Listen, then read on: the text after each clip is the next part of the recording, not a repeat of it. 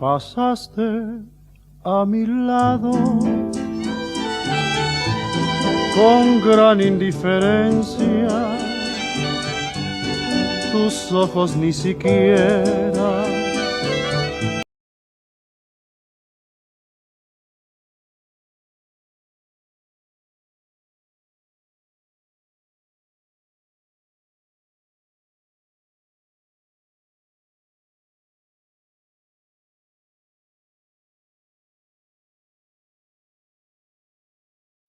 Pessoal, eu sempre falo aqui que o melhor caminho de todos é você se conhecer, né? Não só você praticar o autoconhecimento, mas também como você investir no teu conhecimento biológico, né? Eu vou mostrar um caso de um paciente incrível que a gente acabou matando vários coelhos com uma cajadada só, vamos dizer assim, né? Por quê? Bom, primeiro, triglicérides aumentado. Então, para quem não sabe, triglicérides é basicamente a gordura que está circulando livre no seu sangue. E uma pessoa normal tem uma meia-vida do triglicérides de mais ou menos 3 dias, certo? O problema é por conta de alguns polimorfismos genéticos, esse triglicéride pode durar mais, principalmente num polimorfismo chamado LPL ou lipase lipoproteica. Basicamente tem a função de reabsorver, de metabolizar esse triglicéride da corrente sanguínea, certo? Fazer com que esse fígado principalmente reabsorva esse triglicéride. Bom, polimorfismo no gene, em vez de durar 3 dias, dura 6. Então, durante toda a vida o paciente com intervenções com medicamentosas para baixar a triglicéride, né?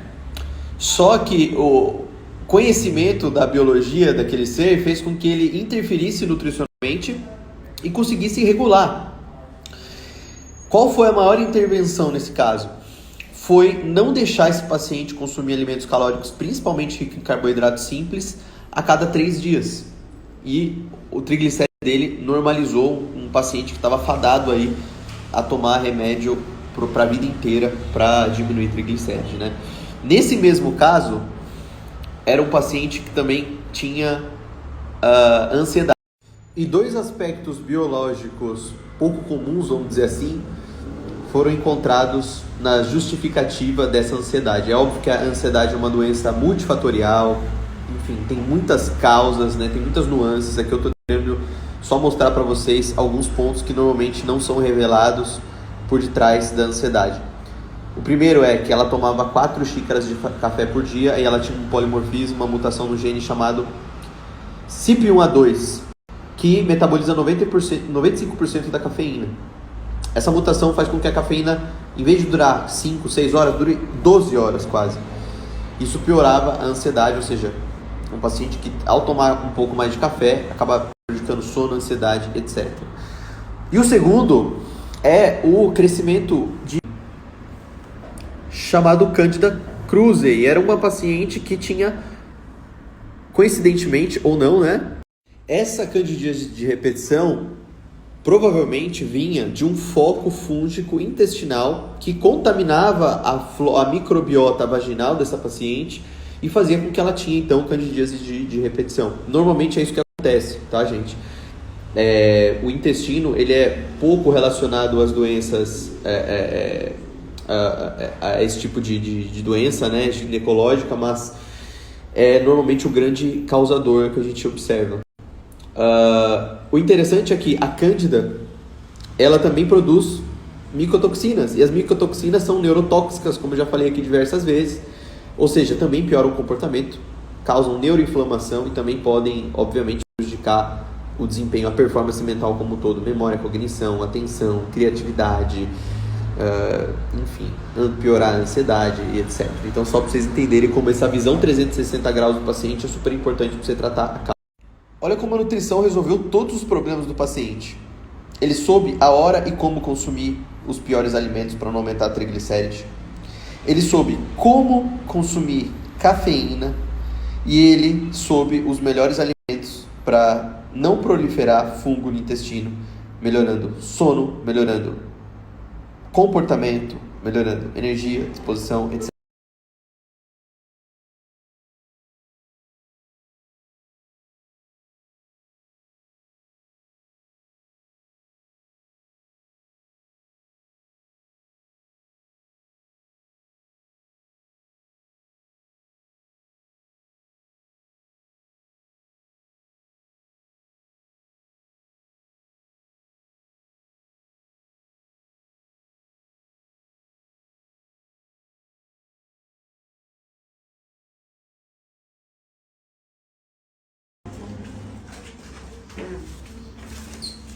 clínico. Ai! Voltaram, você sabe o que, né? O quê? Pra te dar um peteleco, mas Ai, eu não te dei um acredito. carinho. Você me filmou toda desse jeito.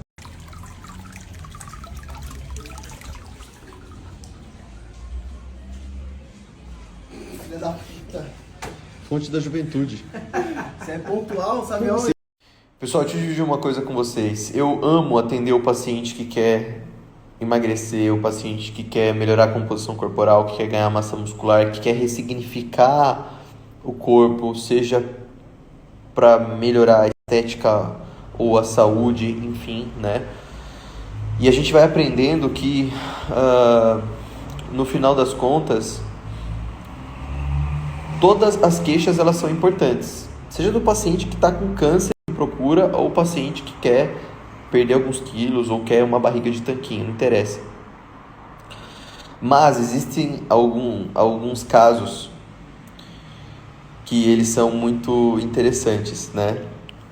Por conta do desfecho e de você conseguir quebrar alguns paradigmas. E 2 casos hoje muito legais assim que eu vou dividir com vocês agora.